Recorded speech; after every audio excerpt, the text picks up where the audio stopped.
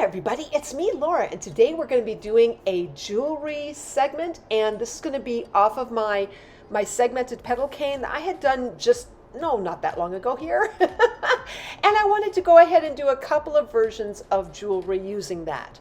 So right here I have my yellow, my magenta, and my turquoise blended piece of clay here. And what I'm going to do is I'm going to take this particular piece and I'm going to fold it up into a fan folded cane.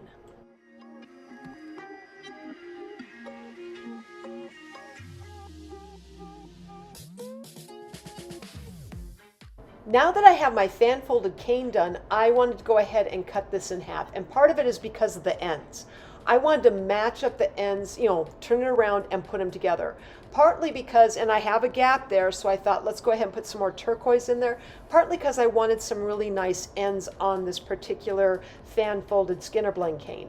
So once I have that together, I went ahead and used my rolling pin, my acrylic roller, and just kind of meshed this all together a little bit better. Now once I got that brick kind of all put together, I went ahead and measured this, and this thing is about 1 1/4 inches wide, and it's 1 1/4 inches tall as well. Anyway, when I got that done, I went ahead and I rolled out my black polymer clay, and I went ahead and rolled that out on a #1 setting on my Atlas pasta machine, because this is a pretty wide kind of stump, and then I just wrapped the entire thing in the black. Once I had that done, I went ahead and I gathered up a stack. I did a stack on a #1 setting on my Atlas pasta machine, a stack of black and white, and then I cut pieces from my black and white stack and placed them on 2 sides of this cane.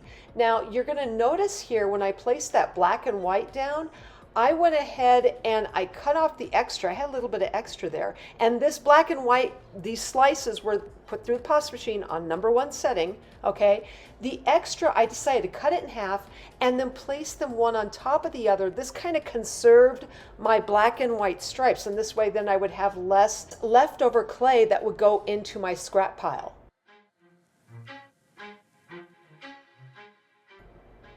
Now once I went ahead and got all of these black and white stripes on the cane, I decided to go ahead and wrap that in black. And originally, the original Skinner blend cane was done, or I should say wrapped in black clay on a #1 setting. However, the black and white stripe area, I decided to wrap that in a #2 setting with my black clay. Now, I just wanted to have a little bit of a difference, not a ton, just a little bit. And part of this is me trying to conserve my black clay because I go through so much of it.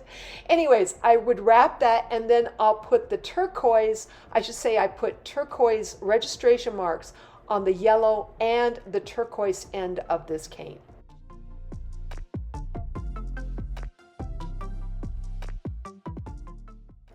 Once I had the registration marks on this cane, I decided to measure it, and it wound up being, I want to say, a little over 1 1/2 inches on one side and 1 1/2 on the other. And then from here, it's just a matter of reducing. So this clay was pretty warm, but I was able to reduce it pretty decently. And I really, normally when I make these canes, I'll put black and white checker all the way around. But I decided just to try and do it on 2 sides and see what the difference would be. And frankly, I liked the outcome of it. I really did. I thought it was really nice. So here I'm going to take that cane and I got it down to a 1/2 inch. So this is where these this jewelry gets tiny. So I really wanted to shoot for a tiny version in the clay in making this jewelry, and that's why these canes are so tiny. So right here, I cut it in half again, as you could tell, just reducing all of this down, and I'm reducing it down even further. I wanted to really get this stuff really small so I could have some fun with it. And I'm not creating the segmented version yet. I wanted to get some single pieces of this cane in its simpler form like I have right here, instead of going ahead and making that segmented petal cane right away. So that's what you're seeing right in this part.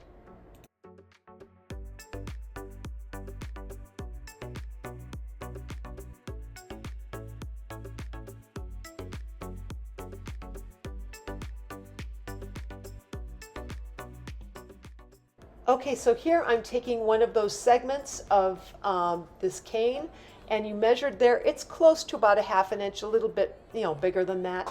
And I'm going to reduce this down, and then I'm going to flatten it where the registration marks are looking, I should say, they're kind of looking at me on the side.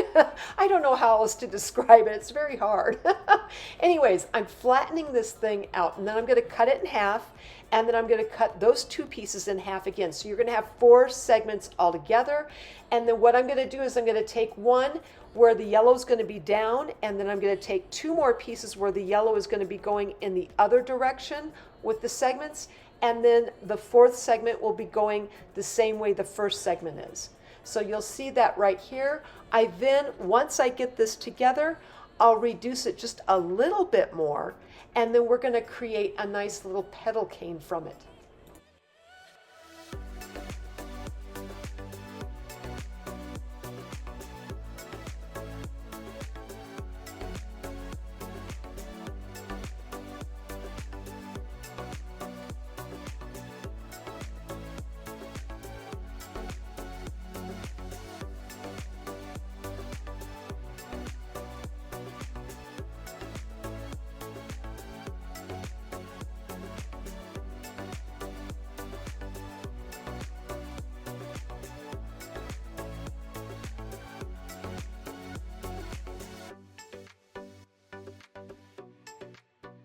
Okay, here we're going to start creating our first set of earrings, and I'm taking just half of this cane and I'm pinching it on one end. So I'm going to create that real nice true petal here. Once I have that, I'm going to cut, I want to say 2 pieces of this, and these are fairly large, okay? Once I have that, I'm bringing in the smaller, just single type cane types where I had really reduced it down. I mean, this is like, I want to say half an inch. I want to, these earrings are tiny. They're tiny. But, I mean, I've gone tinier, but still. This is fairly tiny for me. Anyways, I'm taking 2 more, and I'm just kind of putting them on the sides of the segmented cane. And then we're going to add in kind of a rhinestone crystal that I had found online, and just really enjoy putting this set together.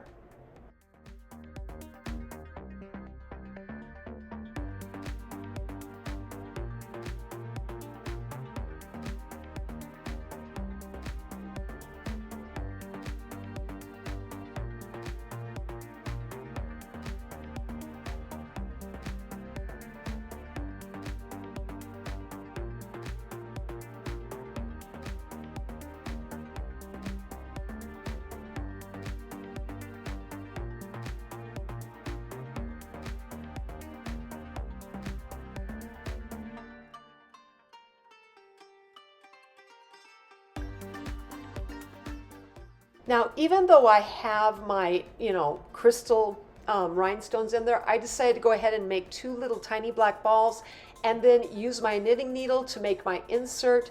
I'm going to put another little rhinestone in right next to that.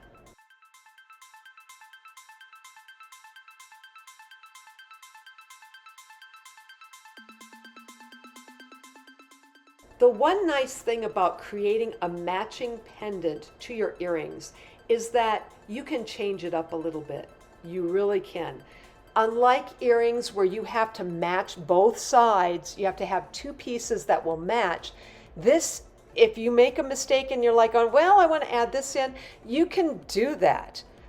That's the nice thing about pendants. You could get away with a whole lot more, in my mind at least, than you have to do with earrings. So right here, I'm using this cane where I even pinched both ends, and I created another new element to this pendant piece I'm creating.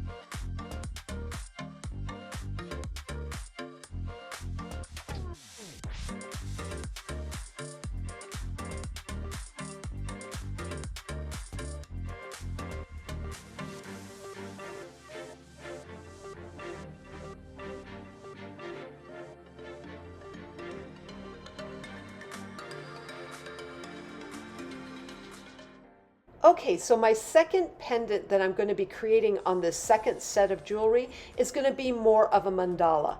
And I'm going to be quite honest with you guys here. My favorite of really out of the two pendants is actually the first one. I mean, I love mandalas, don't get me wrong.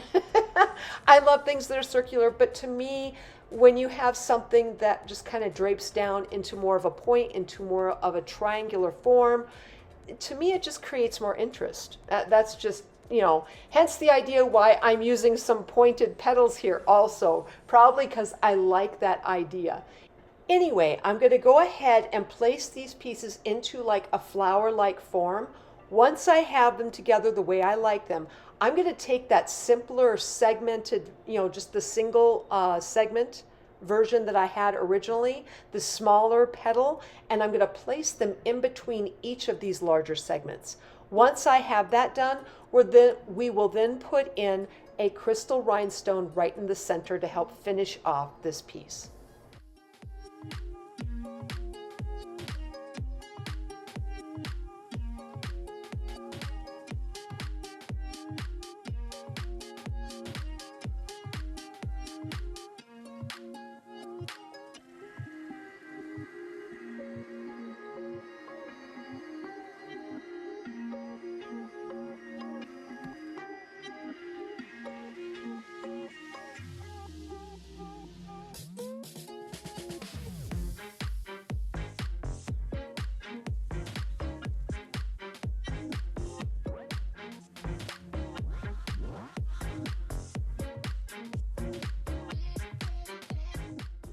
Okay, now that we have that pendant done, we're going to go ahead and start cutting our slices for our matching earring set to this particular pendant.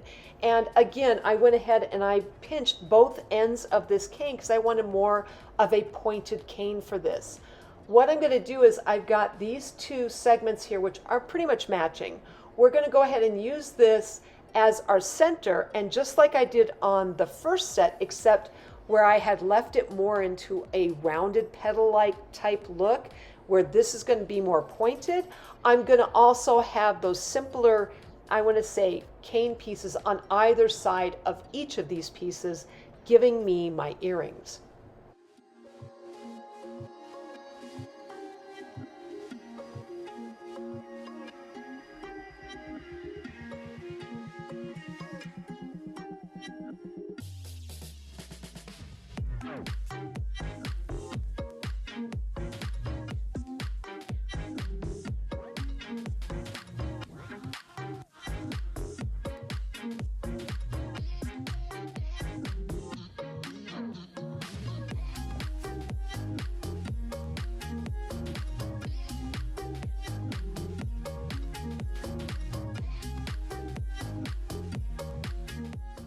All right, so now I'm going to start bringing in my black clay, and I'm going to put the backing on each of these pieces that I've created. The black was rolled out on a number 4 setting on my Atlas pasta machine. I'm going to bring in my eye pin, in which case I'll go ahead and I'll bend it up into a little hook, and then I'll super glue that, or I should say super glue the final piece right over that hook area that's laying on my black clay, and then I'll just cut it out with my needle tool.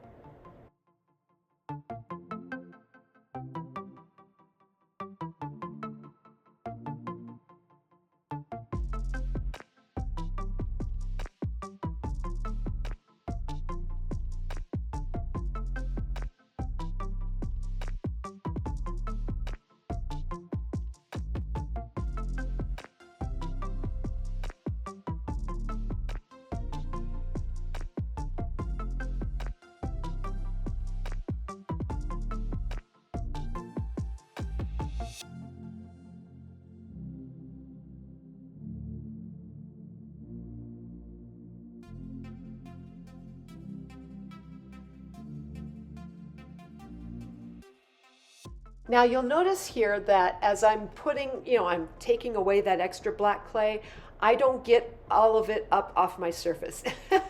This black was pretty sticky, so I just thought that's okay, not a big deal. I just try to trace and get as much away from the original pendant as possible. The same will be said for the earrings moving forward. So from here, I'm going to go ahead and let you guys watch my hands talk as I finish up putting the backing on these earrings and on the second set of jewelry.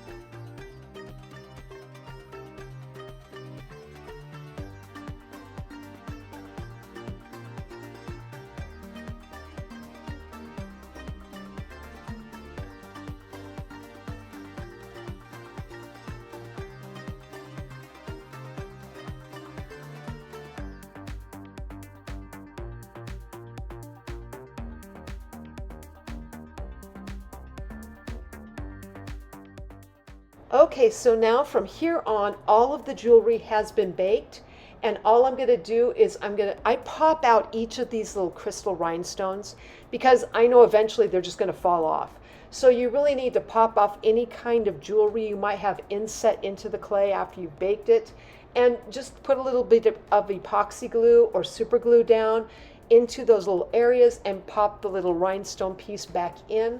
Once you have that, and once you get all your little rhinestones in, because I need to add that in to each of these pieces, I'm going to take a jump ring here for my necklace piece, and I'm going to just place that into it. Once I have that, of course, I'll bring in the necklace part and add that into where the jump ring is. Once I have that done, I'm also going to bring in my earring findings for my earring parts and finish that up. Once I have all of that, then we'll go ahead and place it in its wonderful little box.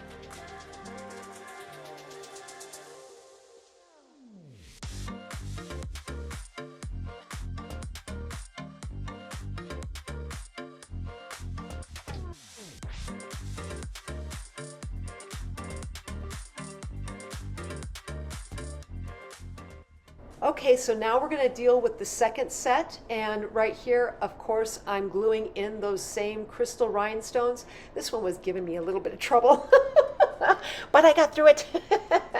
And we're just going to go ahead, like I said, gluing in those rhinestones. I'll do the same on the pendant piece, and then of course, putting in the findings for the earrings and the necklace piece and the necklace itself, and then placing it in its box. So once again, I'm going to go ahead and let you guys watch my hands talk as I finish up the second set of jewelry.